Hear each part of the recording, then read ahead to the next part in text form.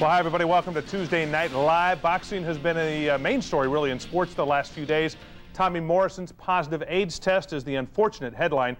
Joining us live tonight, boxing promoter Bob Arum. You're very close, of course, to Tommy. Tell us a little bit about your feelings and thoughts of what's happened since last Saturday.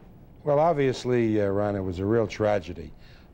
Tommy, a little bit on the wild side, but still no particularly bad habits that would lead in the common vernacular to his contracting HIV virus.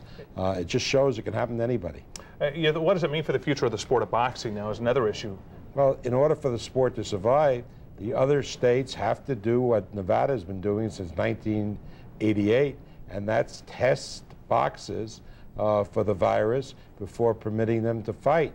You cannot allow young men to go into the ring in a sport where you have frequent cuts and blood and let them go unprotected where their opponent may be carrying the virus. You can't separate blood from the sport of boxing. That's a part. Could this mean the eventual downfall of the sport, do you think? It won't be the eventual downfall. We have to get rid of these crazy activists who deal in absolutism, who say, let's not test boxers, because if you test boxers, then you're going to test office workers for the virus. And that's what prevented it in California and New York, where the boxing commissions asked the governors of those states to institute testing.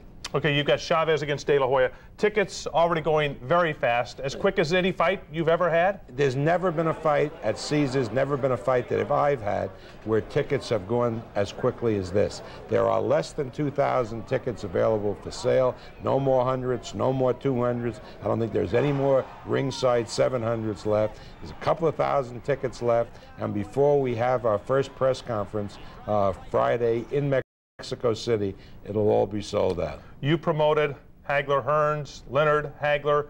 Is this fight going to be as big or perhaps bigger than some of those in the mid-'80s we saw? This fight is bigger, and the reason it's bigger is because we have a passionate fan base in the Hispanics in the United States, who are the fastest growing segment of our population. The Anglos are fascinated with the American kid who won the medal fighting the great Mexican champion, and the Hispanics, it's a feeding frenzy. Finally, we got about 30 seconds left here. The real reason we brought you here, of course, was for the News 13 heavyweight championship belt and Butterbean fighting at Arizona Charlie's on the 25th of this month.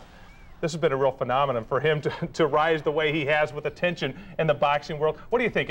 If he wins the News 13 heavyweight title, match him up with Tyson to try to unify the thing? Well, if we match him with Tyson, and that's a big if, we would agree to give Tyson 50-50 on the purse, because obviously this belt is the more important belt. So let's say he has the WBC title, he's got the Butterbean's got the News 13 heavyweight title. You'd want to split with Don King. Well, I don't know 50-50, maybe 60-40 our way. Maybe you might get a little more out of it. Bob Arum, thank you very much for joining us here live. We'll get to the Cowboy thing, by the way, tonight at 11 o'clock. They visited the president today. We'll have that story and much more coming up at 11 o'clock. Back to you, John and Kathy.